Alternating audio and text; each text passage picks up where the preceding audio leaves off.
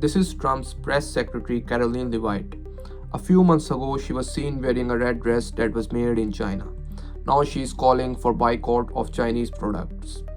At the same time, the Chinese manufacturers have started saying, that $2,000 premium LV bag, it only costs $10 if you buy it directly from us. Louis Vuitton has many Chinese suppliers, but they just don't admit it.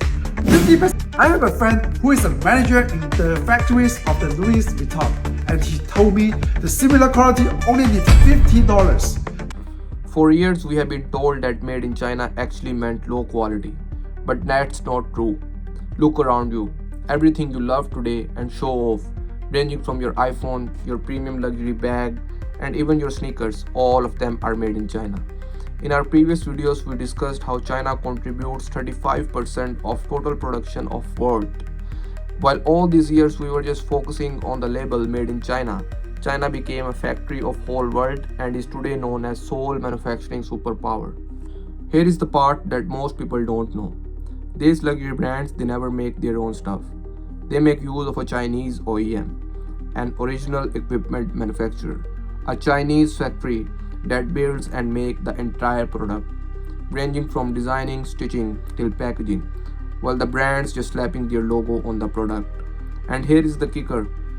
These OEMs, they work under a strict non-disclosure agreement, as a part of which they can't legally disclose which brands they work for.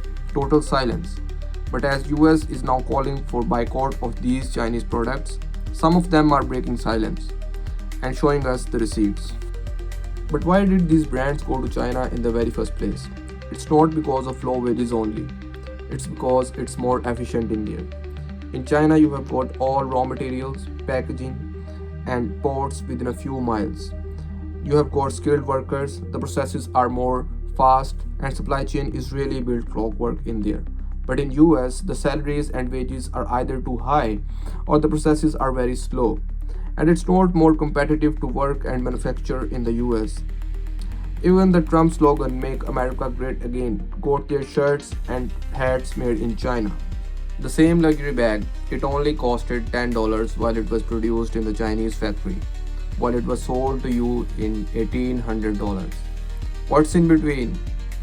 It's only hype. You are not paying for better materials. You are just paying for the brands, the influencers, and the logo. US politicians say buy American, but guess where their own stuff comes from? The same OEMs in China.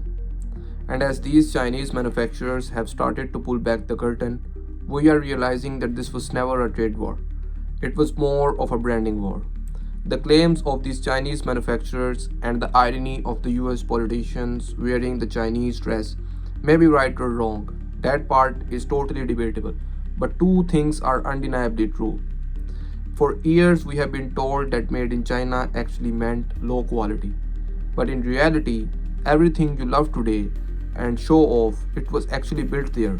And second being that these American companies and luxury brands, they are never going to come back and manufacture in US. Not because they hate US, but because it's more profitable while working in China. And capitalism won't let them come back ever. This is not just a supply chain story. It's a slow and quiet decline of a once dominant US empire, all led by profit.